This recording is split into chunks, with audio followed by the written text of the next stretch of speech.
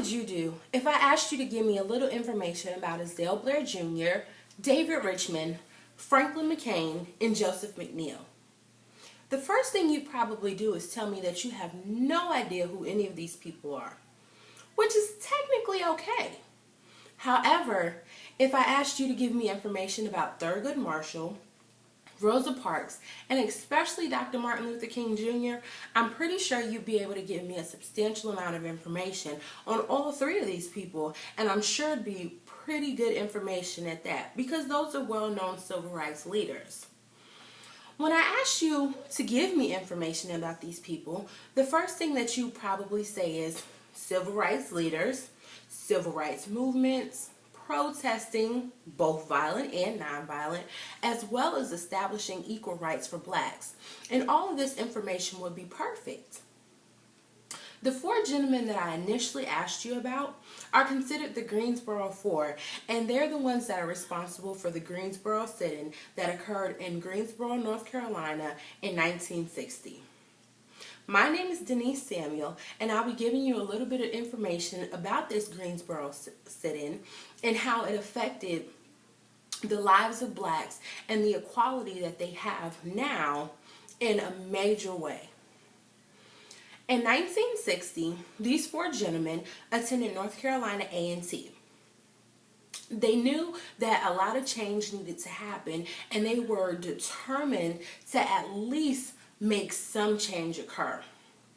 They got together with this businessman who actually was white, named Ralph Johns, and they came up with the most amazing plan that had ever happened. Probably not that it ever happened, but it was a pretty good plan back then.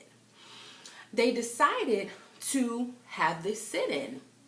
And where Ralph Johns came in is because he was the one who was going to alert the media that this sit-in was occurring.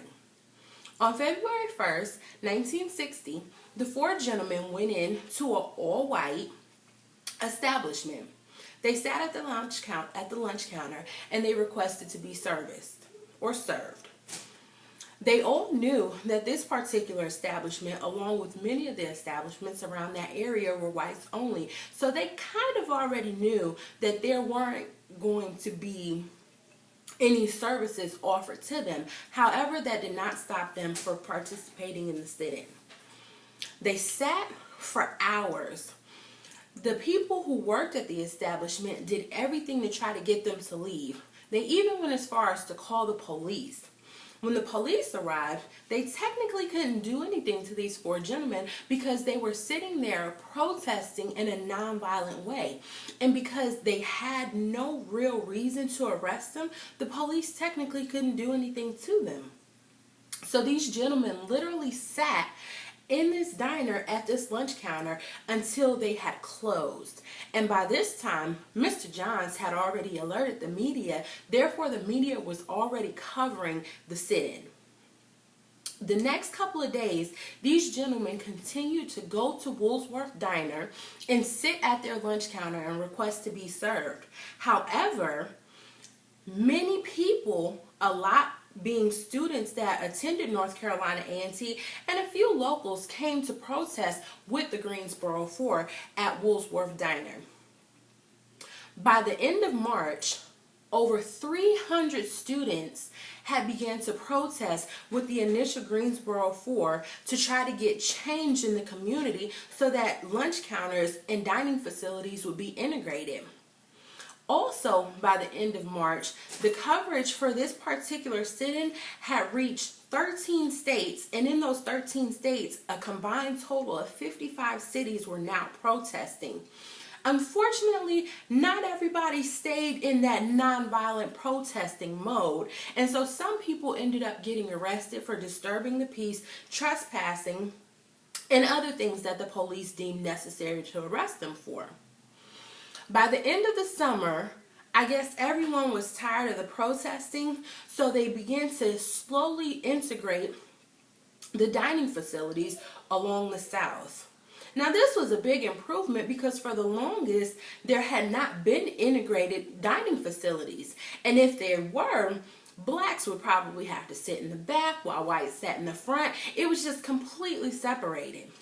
However, On July 26, 1960, Woolworth actually integrated their lunch counter in their complete dining facility and allowed blacks to come in and eat along with whites. And that day, they served their first 4 black patrons. Unfortunately, it was not the Greensboro 4, but nonetheless, it was still 4 black patrons that had not previously been able to be served. In conclusion, I'd like to say that history gives us the opportunity to see so many things happen. And it also lets us know that if one person and even 4 people believe in the same thing and they're able to come together and protest non-violently and stay persistent, that change will happen. It may not take a day. It may take longer than a month. However, being persistent, change will eventually happen. Thank you.